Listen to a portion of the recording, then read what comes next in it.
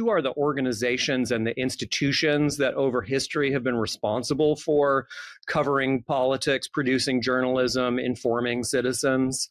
Those are not necessarily stable. We've seen some institutions come and go over the years. And then the related question is technology, which is, journalism and the political system itself are always intertwined with the dominant mode of mass communication of an era.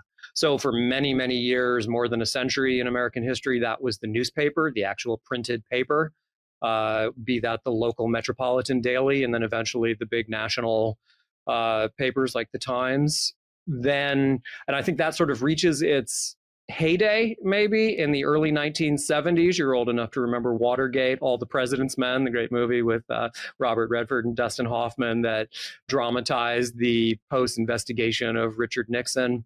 That might have actually been a watershed moment, or rather a high water moment, for what a lot of people have called the high modern, that's some philosophical thinking there, the high modern moment of journalism, where it was this idea this was a professional undertaking where their responsibility was to provide us objective information that we, the rational citizens, could then use to make good choices when we went to vote. At the same time, by the time you get to the early 1970s, television is on the rise, maybe even established as a dominant mode of media. That's both local television news, which through the 1970s became a really important form of media, and also, of course, the big national news networks, right, which is CBS, ABC, NBC, which were really centralized organizations, spent a lot of money on national and international news gathering, and saw their responsibility as informing citizens, even as the entertainment side of network television was the primary business. Of course, more recently, social media, digital media, streaming have emerged just in the last sort of 10 years. Really interesting data coming out, even right now, on a daily basis about the rise of social media as a primary mode of people receiving information. And that's complicating and challenging all of our traditions of information and political coverage. In 2010, you wrote the book, Cronkite to Colbert, The Evolution of Broadcast News. What's the premise behind that book? I was really fascinated at that moment with the rise of satire, political satire, and news parody television programs, particularly The Daily Show with Jon Stewart, which was then followed by Stephen Colbert's The Colbert Report.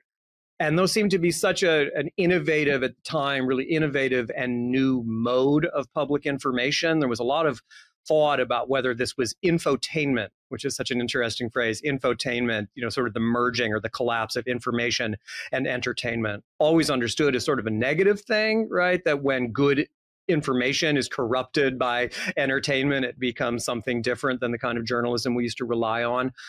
A lot of people were looking at The Daily Show and The Colbert Report and saying that they were infotainment. And I had a different suspicion. My sense was that by the late 90s into the early years of the 21st century, it was really television news that had become infotainment, that under corporate leadership that was prioritizing profit over public service, most newscasts, particularly on television and especially on cable TV, were providing a kind of entertainment product that was designed not really to inform citizens in a democracy, but to attract viewers and sell advertising. I had the suspicion, and a lot of people did at the time, that the satire news programs were actually trying to do an older form of journalism, hence Cronkite to Colbert, right? News back in the Walter Cronkite era, only in a very different format, using entertainment, using humor, using sarcasm, using irony to make important arguments about politics and to reinterpret the day's events in ways that mainstream television news wasn't doing. The difference between when we were kids and kids now is that we would hear about the world's problems twice a day. Right. When the morning newspaper came, and then when we watched the evening news. If you were a kind of a plugged-in teenager, right? That's pretty good. But now you can't escape it. And I am convinced that really challenges particularly young people's mental health.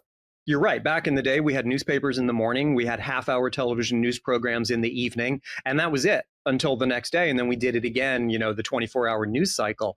And if you think about taking all of the complexity of a day and putting it in a 30-minute newscast, that's something really different than 24/7.